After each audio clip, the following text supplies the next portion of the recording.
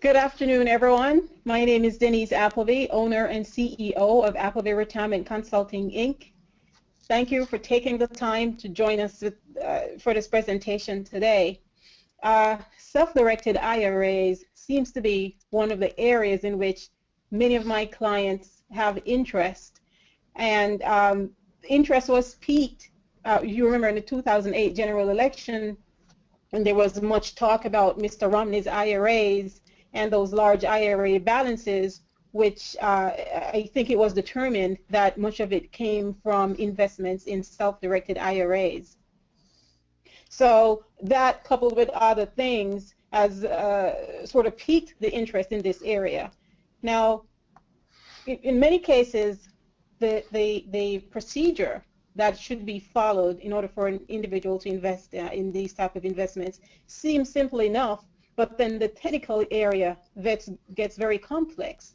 And usually I find that when I do get those complicated questions, I refer my clients either to an ERISA attorney or someone that specializes in this area. Fortunately for me, one of my clients is a small financial institution that specializes in this area, American IRA. The CEO of American IRA is Jim Hitt, and Jim was kind enough to do this presentation for you through my business for free. He's going to give you an overview of the rules that apply and answer any questions that you may have. There's a chat box to the right bottom side of your screen that you can use to submit any questions. There is also a handout of the presentation. We did a 2-per-slide screen and a 3-per-slide screen so that you can choose your preference. So if you haven't already downloaded your presentation, just click the plus sign that says handout and you can download your presentation from there. I am going to now hand it over to Jim. And if you have any questions, as I said before, please feel free to submit them using the chat screen. Jim, you're on. Thank you, Denise. That was a nice introduction, and I appreciate the opportunity to speak to both you and your clients. It's a area that, as you probably would guess, we particularly like, the non-traditional assets. The goal today, Denise, is simply to get an overview presented to your clients about the process, and then of course we're here as a resource anytime anybody needs to get a hold of us. So with that mentioned, we'll move on forward. First, as always, we have to do a little disclaimer. The information is for general information purposes only and is not intended for tax or legal advice, and you may need additional material to answer some questions related to the topic. For legal and compliance reasons, we are unable to answer questions about specific cases. Please use the chat box on the lower left-hand side of the screen to submit your questions. American IRA is a company that was formed by myself in 2004, and we're a third-party administrator, and our specialty is non-traditional assets. We don't deal with securities, stocks, bonds, mutual funds in any form. We have thousands of clients, over 300 million in assets. As Denise mentioned, we're a smaller firm, but 300 million is a good start, I believe. We do have FDIC insurance on all the cash, so that is a question that your client will ask you and our clients ask us on an ongoing basis, is how's the cash protected. The flexibility to invest in a wide range of investments, and we're going to get into that in a couple of minutes. A little background on myself. As I mentioned, I'm the CEO of American IRA, and I'm a certified IRA specialist. I've been investing using self-directed IRA since 1982, over 40 years. And I've participated primarily because of the uniqueness of my background, it fits this particular business because about 70% of our clientele base has something to do with either real estate or real estate related products such as LLCs or mortgage loans, and 30% makes up a balance. But over 6,000 transactions myself personally, and I'm from Asheville, as is the company. We have an office in Charlotte. I'm past president of the Carolina Real Estate Investors Association, and I've been teaching in North and South Carolina at UNC Asheville, AB Tech, and Lorman Educational Services. So I've had a lot of fun sharing the word about self-directed IRAs over the last basically 11 years. When when our clients typically, they'll say, well, what is a self-directed IRA? So they kind of fall in the category we say, well, I want to open a self-directed IRA, but there's many accounts that are in that particular area that we offer. And it's a traditional IRA, which I'm sure everybody's familiar with, the Roth, inherited IRA, a spousal IRA. These are a couple of that also can be self-directed, and many people overlook it, that they have an inherited IRA, or a non-working spouse can open an IRA, and may have one over the years, and that also can be used. There's a product that is a solo K designed for business people that do not have any employees that work more than 1,000 hours a year, and that's a phenomenal product. Has all the powers of a self-directed IRA in order to make investments, with a few nice features about, for example, very, very high contribution limits. When you can get that information on Denise's website quite readily. And you get the traditional 401k. The way that works is a small business plan that you may have for your employees can be designed to have a component that's allowed to invest in non-traditional assets, and we merely act as the record keeper and supply the annual valuations to the 401k administrator that would be existing. So that could be a very large source of additional investment capital that could be directed into non-traditional assets if one of your clients, expressed an interest in non-traditional assets such as real estate.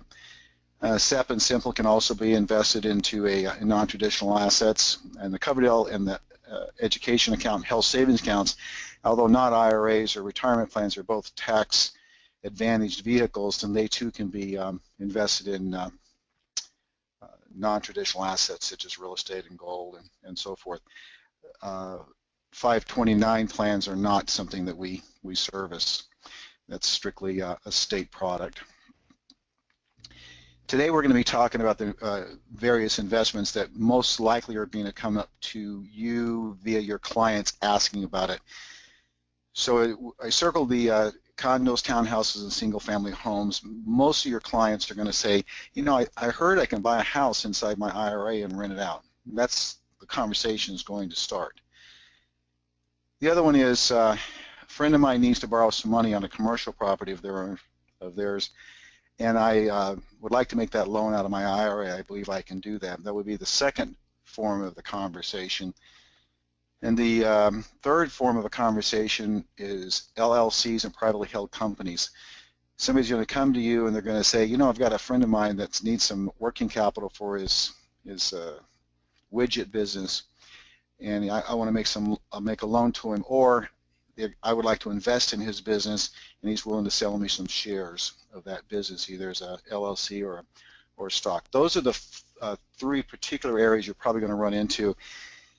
And precious metals, is something that we do also, but I find that the first three, or the four circles, but there's three actual products. Two of them are very similar that you're going to run into as your questions.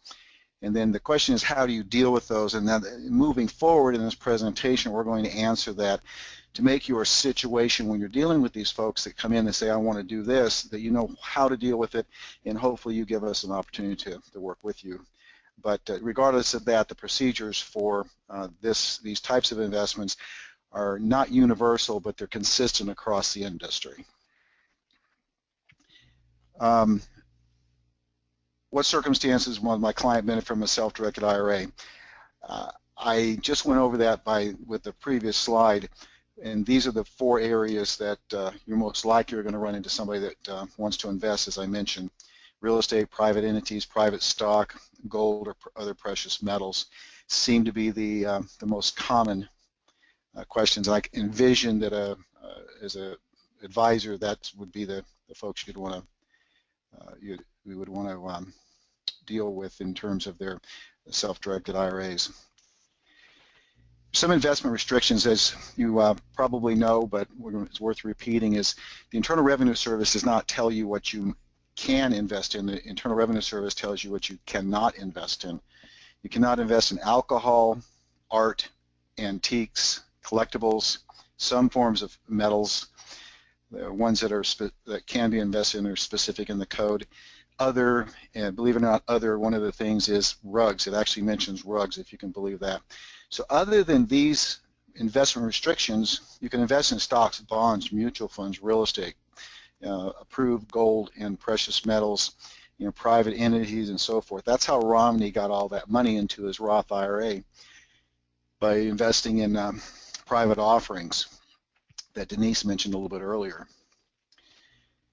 Now, when you're dealing with a self-directed IRA, there are disqualified people that you as the account holder will not be able to deal with. So the IRA owner is a person that cannot deal with their own particular assets, nor their grandparents, their parents, the IRA owner's spouse, children, spouses of the children, grandchildren, spouses, grandchildren. And here's something that trips people up many times. Entities the IRA owner and their lineal line owns or controls. So the question comes up all the time, well, my son has a construction business, can he do work on my property? No, he cannot. And we're going to address part of that as we move forward in this presentation. But just remember, entities the IRA owner owns and controls. Prohibited services. Now, attorneys, CPAs, and advisors, if they are providing paid services to an IRA or a 401k, they become disqualified persons to be able to deal with the IRA in terms of buying, selling, or transacting business whatsoever.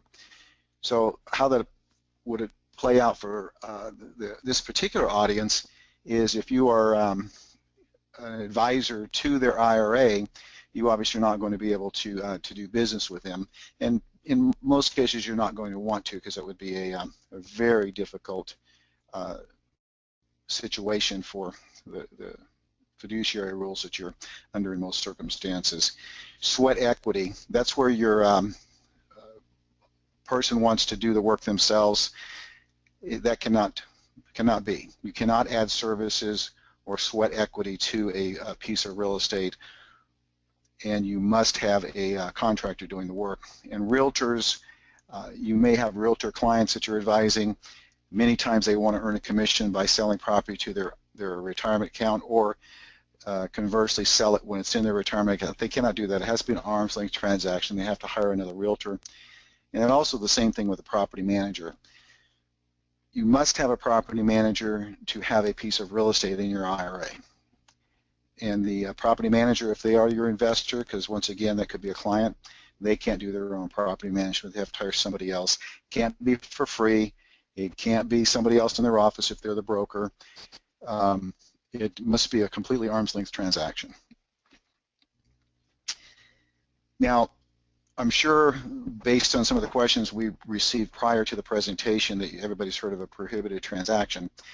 And the consequences of it is that the IRA is treated as a distribution as of January 1st of the year in which the prohibited transaction occurs. So for example, if something happened in October of 2014, then the IRA would have been distributed as of January 1st, 2014.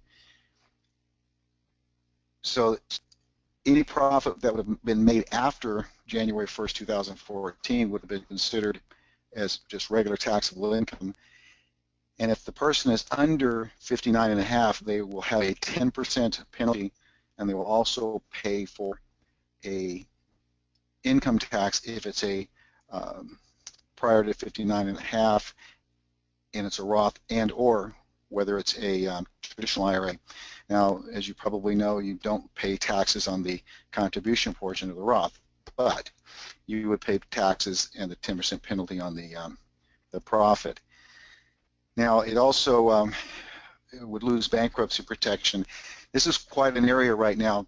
Bankruptcy trustees are actually being taught how to, in quotes, pierce the IRA using the prohibited transaction questions. So that's something that would be unfortunate if a client were to be put in a position where they had a prohibited transaction. Now, I also want to mention that when we're talking about the IRA, if you have a $100,000 IRA and you do a $20,000 prohibited transaction, the entire IRA becomes distributed as of January 1st. If you have a 401k and you do the same $20,000 transaction, the only thing that is distributed is the $20,000. So it is a difference between the IRA and the 401k. So keep that in mind when you're thinking about using these particular products for your clients, or your clients are thinking about using it. A prohibited transaction by someone other than the IRA owner that participates in this, there's a 15% excise tax. So if it's a $100,000 account, there's $15,000 that they pay, plus a 100% tax if it's not corrected. So it can be quite costly if you get involved with a prohibited transaction and you're the person that causes it to happen. I put in the real estate process because I wanted everybody to understand how a piece of real estate gets into an IRA, because it's easy to sit there and say, oh yeah, you can put real estate in your IRA, but if you're not really in the business, you don't know how it gets there. So I hope you can appreciate the fact that we're walking through some of the basics, but the basics are going to be the ones that usually jump up and cause problems. All documents need to be in the name of the IRA, which is American IRA, LLC, FBO, the client's name, and the account type. For example, Roth. John Smith, Roth IRA. If you're partnering with somebody, then the IRA is going to be American IRA, LLC, FBO, John Smith IRA, and American IRA, LLC, FBO, Jane Doe traditional IRA. So you can partner with a IRA with another person, just like you would be able yourself with general money. You know, if you pick somebody you want to partner with, you can partner with them just like you do your IRA. So that's not it's not a problem, just as long as the documents are listed in the name of the administrator, custodian.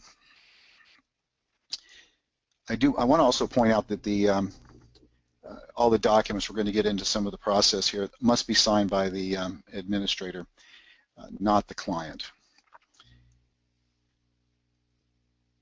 Believe it or not, the question we get all the time is, well, how do I get the money? How do I get the earnest money to the broker? The client fills out an investment direction letter. They send in the offer to purchase, and they read and approve it, and we send out the deposit money. It is just really that simple, and the money goes out very quickly to the real estate broker. The real estate transaction and the process and the documents required are good business documents. There's nothing in the Internal Revenue Service code that says you have to have all these documents. However, in order to properly have a piece of real estate in your IRA, there's some just good business things to do. The first thing for us that was needed is called a real estate investment letter. That letter tells us what to do, who the investment is being handled by, the real estate broker, attorney, price, contact information, copy of the contract that's read and approved. We're going to need a settlement statement. We're going to need a copy of the deed that shows that the property is properly vested in the name of the IRA, copy of title insurance, copy of hazard insurance, and wiring instructions.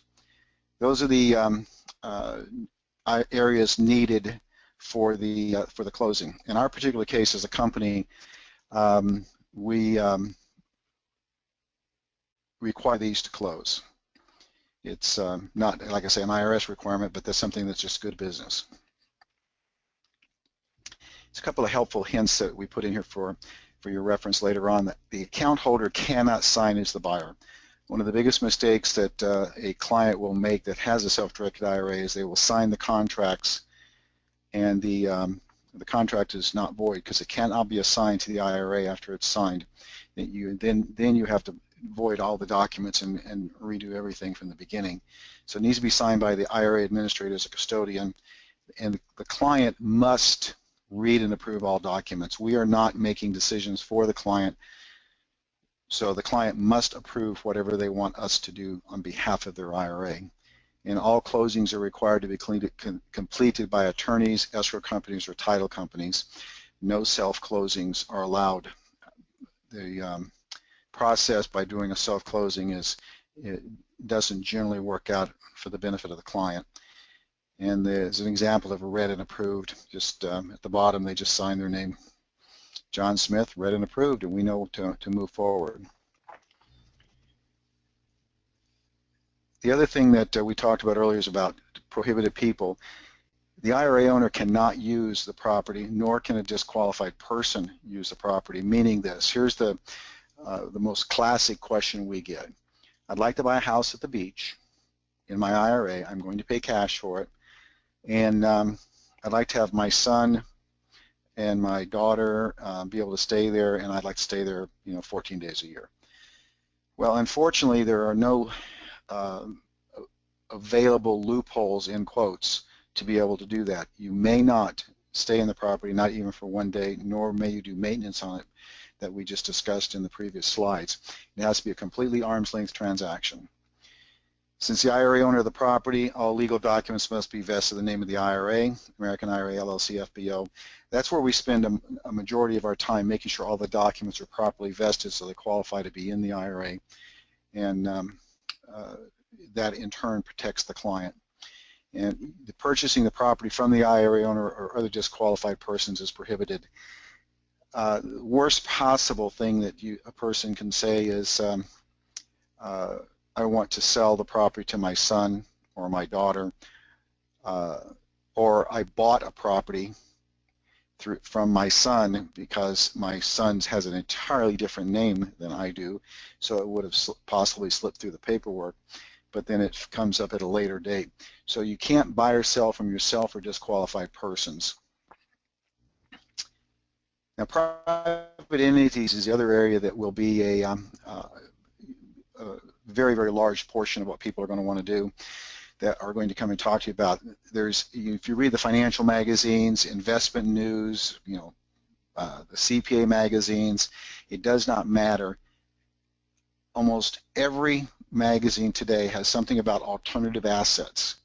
Now, in most cases, they're talking about alternative assets with Wall Street. However, in our realm of business, alternative assets means truly private entities that are not traded.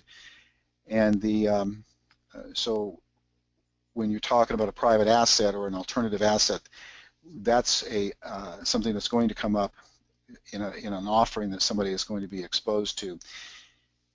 And with a private entity, we have to have the documents, so we have it listed. Once again, if you notice the theme, everything is in the name of the IRA account administrator, account type, client's name. So if something does ever happen to an entity such as ours, the asset is always vested into the name of the client, whether it be real estate or not, or anything else. So in this case, it's, once again, John Smith likes to do lots of investments. American IRA, LLC, FBO, John Smith, Roth IRA. So the membership and the stockholder, we're going to list them on the appropriate documents in the entity.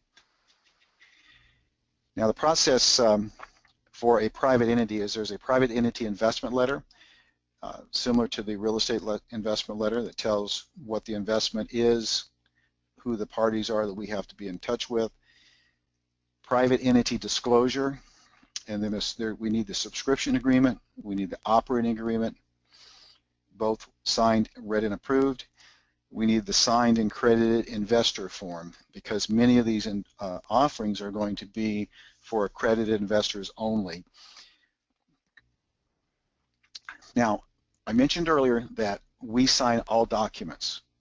The accredited investor form, when required, is signed by the actual client. It is the only document that is not signed by the IRA custodian or administrator, because we cannot attest to their net worth, their income, but they can. And so until the closing documents have been signed, read, and approved, we will not close a transaction. It puts us in a situation where we would be not performing the duties that we've agreed to with the client. We do sign everything by electronic, so EchoSign for electronic signature, so it moves really quickly. And the documents if they're submitted by 10 o'clock, we can close in 48 hours without any problem whatsoever. and some additional helpful hints. The account holder cannot sign as the buyer. Many times what will happen is the promoter of the product, even though they have the authorization in their operating agreement to put retirement plans in, they're not necessarily knowledgeable of the how the IRA would work. So they'll ask the client to sign some of the documents. So it falls in the same category as we've discussed previously. The IRA custodian must sign as the buyer, and the client will approve it. Now there is a little thing that you may have heard about called unrelated debt finance income tax and unrelated business taxable income. Mostly people call this UBIT, unrelated business income tax. It's all lumped into the same thing, but it's not it's not correctly used. Real estate, private entities using debt financing to purchase real estate can result in unrelated debt financed income, meaning that a leveraged private offering, highly likely it would be up to a CPA to determine whether it is in fact a taxable event under the UDFI, but it's highly likely it's going to have some form of a unrelated debt financed income because it is a leveraged asset for a LLC. And private entities that are purchasing operating businesses will also result in taxable income, unrelated business taxable income, and you definitely have to have a CPA on these because they're going to have to prepare a form called a 990T, which we're going to talk about in a couple of minutes. Closely held stock, we've already gone through the processes, so I didn't want to repeat it here. But private stock falls in the same category as the LLC, except you're going to have the private entity investment letter, stock purchase agreement, and there are different documents from at different points in time from these stock offerings. So the certificate, it must be the name of the IRA, as we've talked about before, and an American IRA keeps all these documents for safekeeping in a fireproof safe. So the stock process and the LLC process and the limited partnership process are very similar in terms of their needs to move through the process.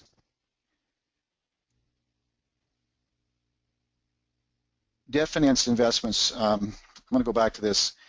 You can borrow money inside of an IRA or a 401k, as I mentioned in the previous slide. It must be a non-recourse loan, simply meaning that on a piece of real estate, that means that the lender can take the real estate, but the beneficial owner is not liable for it, nor is the IRA. Now, the debt may not be guaranteed by a disqualified person, meaning the IRA owner, their son, their daughter, their parents, or entities they own or control. And the debt within an LLC owned by an IRA may not transfer debt to the beneficial owner or disqualified person as members of the LLC, meaning personal liability. It's a long way of saying can't transfer the personal liability. And UDFI may occur with debt finance investments in an IRA. If you finance real estate in an IRA, it will be subject to unrelated debt financed income. With a 401k, that may not be true. There's a few exclusions in it, and generally speaking, if it's a 401k, there will not be any unrelated debt financed income if the loan is what's called a purchase money loan. Any kind of refinancing does incur unrelated debt financed income. If you have any questions about that, feel free to give my office a call. I'll be happy to talk to you about it. Now, unrelated business taxable income we talked about, and debt finance we talked about, unrelated debt financed income. So I wanted to go through and just give you a summary here of what we talked about in these previous slides, because this is an area that many people find to be challenging to understand. Why would a person do a transaction inside of a tax-deferred vehicle and end up paying taxes? So what is the benefit to the person that wants to finance a piece of real estate inside their IRA? Well, the benefit is very simple. Even though you're going to pay taxes outside of the IRA, you're going to have a taxable event after the few years when the depreciation is no longer available.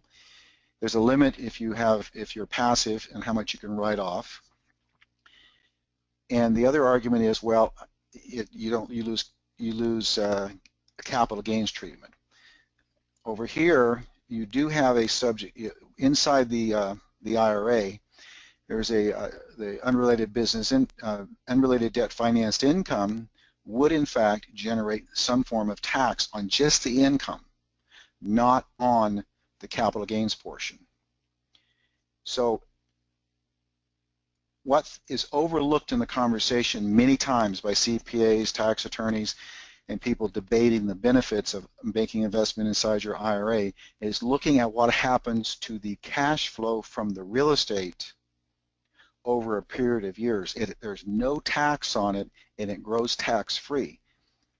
So if you do a comparison on the benefits of holding the real estate or the leveraged asset over a period of years and letting that profit on that real estate grow tax-free, then there's a argument, I believe, that makes it well worthwhile putting it inside of an IRA. But that's a decision that the client and their CPA and you as their advisor would have to make. But unrelated business taxable income is related to, as I mentioned before, LLCs as pass-throughs, limited partnerships, and those are, if you have an operating business, you're always going to have unrelated business taxable income, even in a 401k or an IRA. The unrelated debt finance, to recap here, is an absolute inside the IRA on a pass-through vehicle like an LLC, limited partnership. A 401k may, under some circumstances, not be subject to unrelated debt financed income. So that's why the 401k has so many great so many great tools that you can use to properly structure an IRA to save the unrelated debt financed income inside the 401k.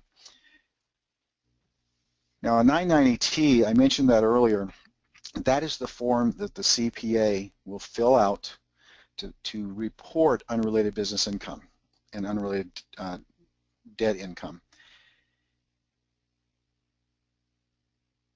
The report is a proxy tax liability.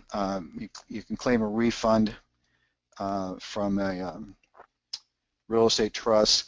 That's the form that the accountant fills out. We don't fill this out whatsoever, but we do sign it when it's submitted to us, because the IRA is in fact the entity that pays for the unrelated business income tax.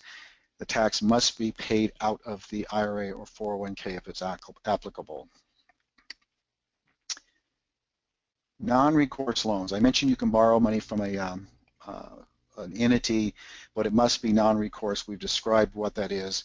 And it's secured by the real property only, and either the IRA owner or the IRA can be personally liable, and the bank can only seize the collateral. There is a little side note here.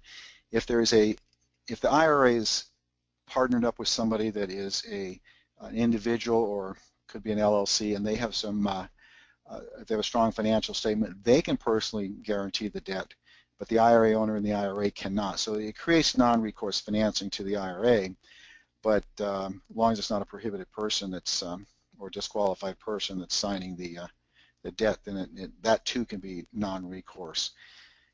And leveraging within the IRA, we just talked about that, the benefits and the arguments to a small degree.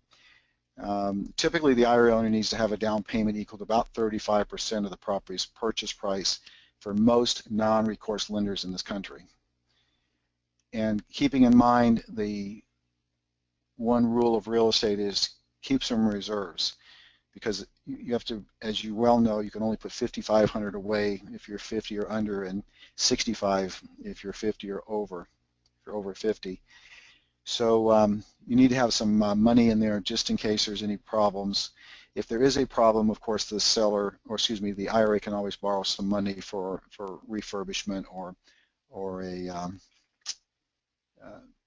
expenses or whatever that they need. How is the IRA protected? This is a question that from dealing with our clients and dealing with professionals is always a question that comes up. How is the IRA protected? Well, first, everything that comes in cash is in an FDIC insured account. That's the beginning. We do not send out funds unless it's designed under a dual control system. There's no person that can send out money without a double signature.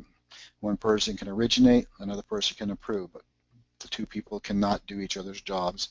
Client must approve all wiring instructions twice before funds are released. We receive the wiring instructions from the client at the beginning most of the time, and they must reapprove it prior to funding. We will not fund without the second approval. That way we know the client still wants it to go there, have not changed their mind, and we don't take any instructions from the end user. We only take them from the client, which seems logical, but in our industry this has happened where people have taken instructions from the wrong entity, which is never good. And the company American IRA has the appropriate bond and theft insurance as a way of backing up the other procedures. I want to talk about an interested party designation. This designation allows the party, which I'm referring to as this listening audience most likely, identified by the IRA owner in writing to receive information about the IRA. This designation does not grant the interested party authority to buy, sell, or liquidate the assets in the IRA. It only gives them the authority to check on the IRA and have discussions with us. Otherwise, as you would guess, due to the Privacy Act, we can't discuss things with you without having this on file. Now, one thing that I've noticed over the years, and this is just a conversation because the audience that I'm speaking to right now is a high level, high performance, fiduciary type of audience, okay? So you want to take care of your clients, you want to do a good job, you want to remain involved, and that's what you're hired to do. Now, so you have the interested party designation. What I find is that the best business practice is to have us or the provider, whomever you choose, be in touch with the client to be able to gather their documents, make sure that they're following the checklists. Now, the reason I say this is because when a investment advisor is doing the calling for the client, what is happening is we're communicating to the advisor is communicating to the client. If for some reason the client misses something, then it goes to the advisor, then it comes to us, and we have to go back to you, and then you have to go back to the client. So that to the client's perspective, it looks like nobody knows what they're doing. Whereas if we do it ourselves, then and keep you, since you have a designated party designation, we can CC you on these emails and keep you in the loop. Then the client will be able to get first-hand knowledge of what is needed and what the process is. But I'm not saying you have to do that. I'm only telling you what I've experienced over the years. So you can decide how you want to do it. You stay absolutely in between it, or do a connection so that we're able to deal with them and deal with you at the same time. That's the one that works the best, but we work with advisors all the time, and each one has a different choice of how they want to do it. I'm just telling you the two different methods and what the good and the bad is. So you can decide from there. Annual administration functions. What we do is in January we issue a 1099-R for any kind of distributions, any prohibited transactions that are distributed or reported on this. In May we put out a 5498 which talks about what the balance is, and the Internal Revenue Service over, let's see, this year, I think it's this year, has, if you look at a 5498 now, has all kinds of boxes on there for real estate, private offerings, etc. on there that was not there just about a year ago. So the Internal Revenue Service has now become very aware that these assets are out there and they want an accounting for it. so they can keep track of these assets to make sure they're getting their tax money when the appropriate time comes. We do our annual statements that go out by the end of January, and account statements are available online at any time. And with the designated party designation, you should be able to access that for your client also.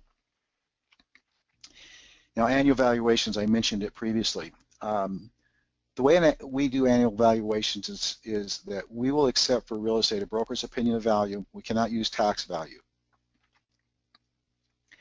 That has to be done annually.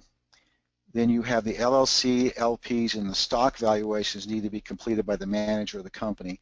The document I mentioned to you about the checklist for private offerings is, in fact, it states there when they sign it, the promoter of the product signs it, says they will provide this to us. Promissory notes can be valued at the current principal balance on a statement, secured or unsecured, and precious metals in each sub-accounts, like with Charles Schwab, Scott Trader, Fidelity, can be valued at market value. So that's how the valuations work from our perspective. The failure to provide annual valuations, so what is the penalty for that? As a custodian administrator, we have the right to resign and distribute the IRA. The reason it's so harsh is we're being put in a position where we're not able to provide to the Internal Revenue Service the required information. And as I mentioned previously, this information that was required is now very required because they want it broken down into individual boxes inside these 5498s. So it's not just a, well, it'd be nice if the custodian had the valuation anymore. It is now a very, very firm requirement, and has always been a requirement, but a very loosely followed up requirement by the Internal Revenue Service in our industry. They're not doing that anymore. So this is no longer just a something that we're sending out to, in quotes, aggravate our clients. This is a required situation. I'm emphasizing this because the clients sometimes don't think that there's a reason to have this, and obviously since you're communicating with them, it's important that you emphasize to them that this is not just something they can just ignore. Helpful hint or helpful tip is taxable distributions require a full appraisal in the assets. So for example, the beach house I discussed previously, they bought this in their traditional IRA or their Roth IRA, it does not matter. At the time of distribution, it has to be a full recent appraisal. Because if it's a traditional IRA, then there's going to be taxes based on the distribution of the asset. If it's a Roth IRA, there are going to be taxes on it, but they need to know what the accounting was at that time, because it's accumulated over a period of years, and they need to be able to track that. So either way, you're going to need a full appraisal. Now that also applies to any asset, whether it's a note, a private offering, it doesn't matter. So you have to have some form of an appraisal that is distributed. RMDs, one of the other questions that I get quite frequently is, some of our clients are older, not all. We have people that are from 30 to 80, it doesn't matter, as long as they have an interest in non-traditional assets. But RMDs, cash can be taken from any IRA, or it doesn't have to be from the, in quotes, the truly self-directed IRA where you can invest in alternative assets, or it can be done in an in-kind distribution. That's something that is many times overlooked. So that I gave there's an example here. A client has a mortgage note with a appraised value or a remaining balance of $100,000, and they need an RMD of $5,000. So the client can take 1/20th of the note as a distribution. Now the client will own 5%, and the IRA will own 90%, 95%, and over a period of years, the note will be distributed, and the monies will then be coming to the client. So it's a way to fulfill their obligation and remove the note from the IRA in a pro rata basis instead of paying taxes on it all at the same time. And this is, of course, reported on the IRS Form 1099-R, as I mentioned earlier. So keep that in mind. And we do have people taking distributions on real estate because they planned on it for years and years, and and they want that as income outside of the IRA. So it's not unusual for us. The big question, what does it cost for a company like ours to administrate an IRA? Well, we charge $50 to open up an account, and we charge $285 to hold the account open and to hold the assets, and that $285 is for unlimited assets, unlimited account value. So we don't charge if they make more money. We only charge our $285. We do not charge on cash-only accounts. So if a client moves money over there and they don't fund their investment for 3 or 4 or 5 months, there's not going to be a fee for that. We charge transaction fees for services as they are rendered. So for example, buying or selling of an asset, such as a piece of real estate, a private placement, making a mortgage loan, is going to cost $95. Any type of hard costs, wire, overnight, notary, FedEx, certified letters, those are reimbursed based on our fee schedule at the time. And that's pretty much our entire our fee structure. So next, what do we have coming up, folks? We have frequently asked questions, and I appreciate, and Denise appreciates, I know, you send in these questions because it makes it so much easier when you're doing a presentation like this that you have an idea of what people are expecting, so you can at least hit the frequently asked questions. So thanks so much for doing it. What if an IRA account holder provides services to the property owned by the IRA for no fee? Is this still a prohibited transaction? Yes. Any services provided by the IRA by a disqualified person are prohibited unless it, as to whether a fee or not is still collected. So you just can't do it. Is it okay for the IRA account holder to pay for things from their funds outside of the IRA, like insurance, like appraisals, like repair, like taxes for a piece of real estate? No, all expenses must be paid by the IRA, and that is just an absolute. Now, interestingly enough, there are ways, if the IRA does not have enough money, it's not used very often, but you can actually make a loan. Denise may go a different direction on this, but I've been speaking to some attorneys about this, and you can make loans to a plan in as long as it's paid back within 60 days. And then if not, then it has to be amortized over a period of time.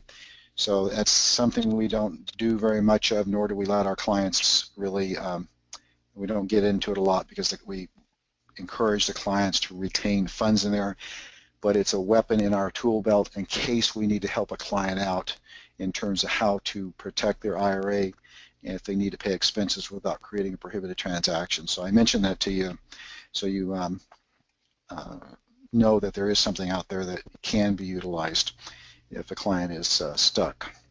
Is it okay for the family member to provide services to the account IRA holders as long as they don't charge a fee? No, any services provided by the IRA by a disqualified person are prohibited.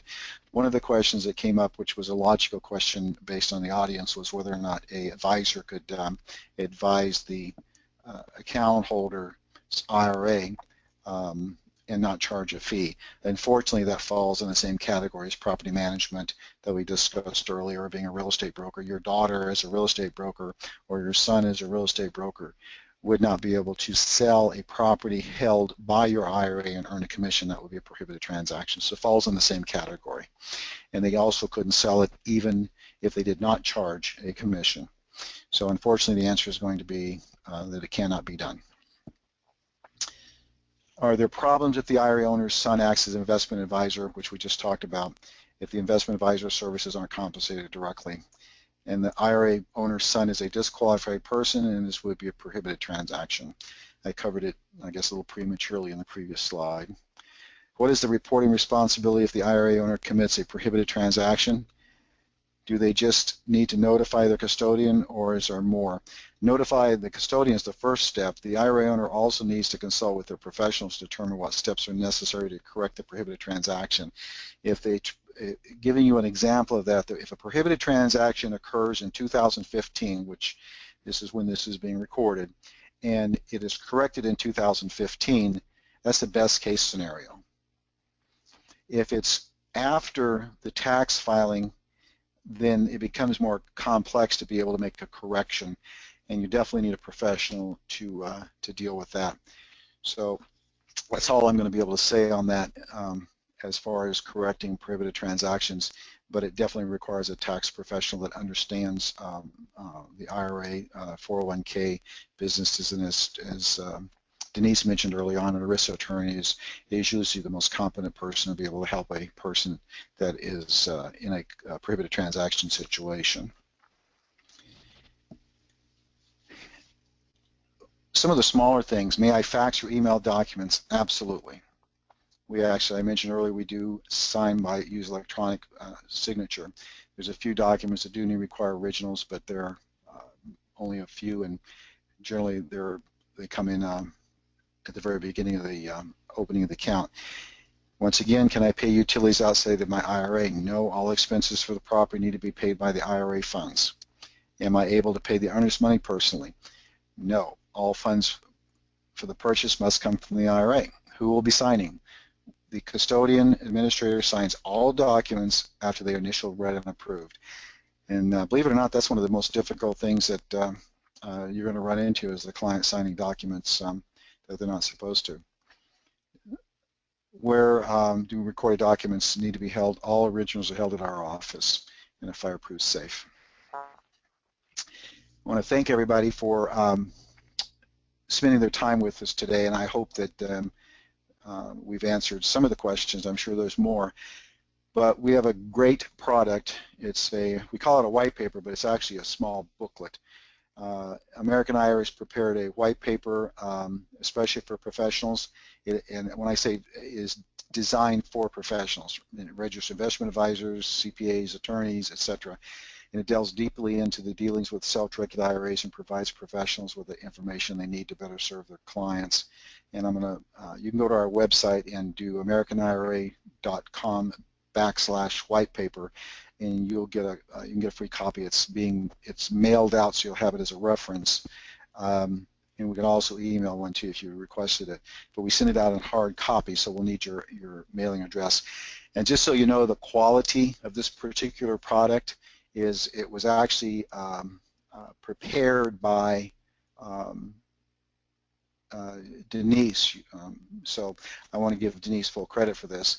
It's a great product, and we took we put a overview of a more simple approach with references to the code sections in the white paper, so it's an easy read to get to what you're looking for, just so you know. So it's not this is not what I would call a superfluous offer to get your contact information. This has got a lot of great stuff in it, and it's prepared by a person who knew their business very, very well, and that would be Denise. Thank you, Denise. americanira.com/white paper. I want to thank you for attending the presentation, and if you have any questions, you can reach us at americanira.com or info@americanira.com, and our phone number is 828-257-4949, and our toll-free number is 1-866-7500-IRA, which is 866-7500-472. And do we have any questions, Denise, that people Yes, I actually do have. Or did I put him to sleep? No, this was very good. Thank you, Jim. You know, as I said, we do get a lot of questions in this area, and I think it is a highly specialized area that either requires the assistance of an ERISA attorney or someone like you or both. And there is actually a question here from one of the audience members. If my client wants to invest in a self-directed IRA and they want to know if it will result in a prohibited transaction, is that a question we can ask American IRA? That's a good question, and thank you for asking that. The way that our business is structured, if you read our documents, we're not responsible for prohibited transactions. However, as Denise mentioned, you need somebody that does have a good feel for this, which is us, or an ERISA attorney. Now, starting off with us is a little bit cheaper to at least get the overview of it. So a conversation of whether something appears to be prohibited is easy to have with us. Now, ultimately, what I tell our clients and even professionals that call us is we cannot put the blessing on a transaction, say it's absolutely not prohibited. You know, something simple like son buying house, that's prohibited. But if you get into an extremely complex situation, we're going to listen to it and be able to get you in the right direction. But if it's a situation where you need additional advice, then you're going to need to go to Denise, or you're going to need to go to that ERISA attorney. But my summary on this question is we're a great resource for that type of conversation, as long as you understand that it is conversation and we cannot, in quotes, bless the transaction like an attorney could. Does that answer the question? I think it does, and I agree that working with an ERISA attorney is highly recommended. The same person had a follow-up question. Is there an ERISA attorney that you would recommend? Actually, you have a phenomenal resource with that's on the call with us right now, which is Denise, and she does have some ERISA attorneys that she's actually referred to me, so I'm sure Denise will be willing to share that, right? Oh, I would be happy to, absolutely. Okay. We have no more questions. Thanks for starting off with me, and I hope you got what you're looking for out of this. I appreciate it very much, and feel free to give us a call. It's never a bad situation to use this for a resource. If it's not something you need right away, maybe you'll need it downstream, and we're going to be there for you. Once again, thanks very much for listening. Thank you, Denise, Jim. I thanks think for you the were just invitation. very thorough. Yeah, I think you were very thorough, which is why they have no additional questions. I really, That's kind. I really appreciate it. I really appreciate you taking the time to do this, and like you, I do hope they got something from it. Thanks, everyone. Really appreciate you taking the time, and I look forward to having you join us for our next presentation. Enjoy the rest of your day. Thank you.